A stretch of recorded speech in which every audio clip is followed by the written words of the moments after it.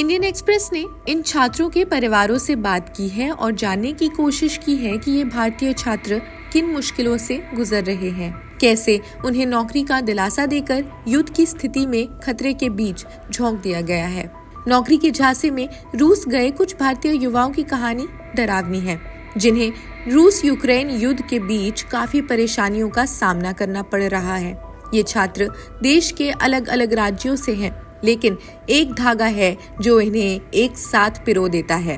ये धागा नौकरी न मिलने की हताशा एक YouTube चैनल के झूठ से जुड़ा है।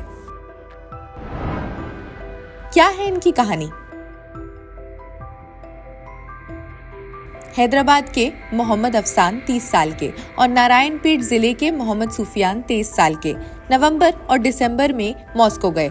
उन्हें एक एजेंट ने कहा कि वे मॉस्को में उन्हें बेहतर काम दिलवाएगा, लेकिन इसके बजाय उन्हें 15 दिनों का प्रशिक्षण दिया गया और युद्ध के बीच यूक्रेन में छोड़ दिया गया, जहां उन्हें युद्ध लड़ रहे रूसी सैनिकों के साथ रहने के लिए मजबूर किया जा रहा है।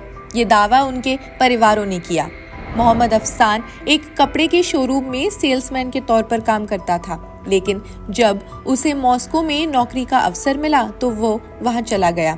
उससे वादा किया गया कि शुरुआती 3 महीनों के लिए हर महीने 45,000 रुपए का वेतन दिया जाएगा और धीरे धीरे बढ़कर 1.5 लाख रुपए हो जाएगा।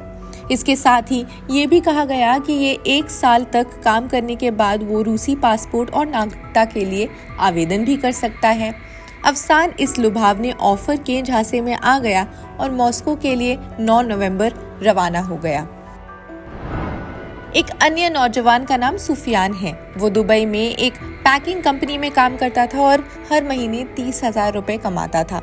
सुफियान के भाई सैयद सलमान ने बताया कि सुफियान एक फैसल खान नाम के एजेंट के संपर्क में आया था, जो एक YouTube चैनल चलाता है, और उसी ने मॉस्को में इस नौकरी के लिए आवेदन करने के लिए सुफियान को प्रेरित किया था।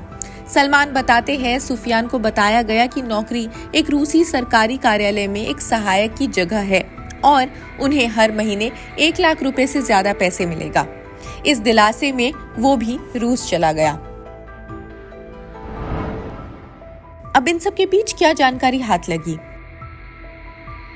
अपने भाई को वीडियो कॉल में सुफियान ने बताया कि उसे और भारत के अन्य युवाओं को एक सैन्य शिविर में ले जाया गया है और 3 दिनों के बाद ट्रेनिंग के लिए भेज दिया गया है।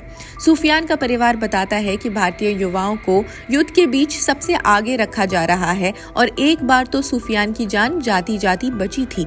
अब सुफियान से भी संपर्क नहीं हो पा रहा है। मॉस्को गए एक और नौजवान समीर के भाई मुस्तफा ने कहा कि 4-5 दिन पहले समीर ने फोन किया तो वो बेहद डरा हुआ था। उसने मुझसे उसे सुरक्षित निकालने के लिए यहाँ अधिकारियों से संपर्क करने का अनुरोध किया। ऐसे और भी कई युवा हैं जिनकी कहानी इंडियन एक्सप्रेस ने रिपोर्ट की। पिछले हफ्ते विदेश मंत्रालय ने कहा था कि भारत रूसी सेना में सहायक स्टाफ के रूप में काम कर रहे लगभग 20 भारतीय नागरिकों को जल्दी देश वापस लाने के मिशन पर काम कर रहा है। विदेश मंत्रालय के आधिकारिक प्रवक्ता रणधीर जायसवाल ने कहा, ये हमारी समझ है कि लगभग 20 भारतीय लोग हैं जो रूसी सेना के साथ सहायक स्टाफ या सहायक के रूप में काम करने के लिए वहां गए हैं। हम उन्हें जल्द से जल्द डिस्चार्ज करने के लिए अपने स्तर पर पूरी कोशिश कर रहे हैं। अब रूस गए भारतीयों के इस समूह ने आरोप लगाया कि उन्हें रूस में सेना में शामिल होने के लिए धोखा दिया गया, यूक्रेन युद्ध में लड़ने के लिए भेजा गया। यूक्रेन युद्ध में भारतीयों की भर्ती को रोकने के लिए एक तत्कालीन कदम इमिग्रेशन एक्ट को सख्ती से लागू करना ही इसका एकमात्र उपाय हो सकता है।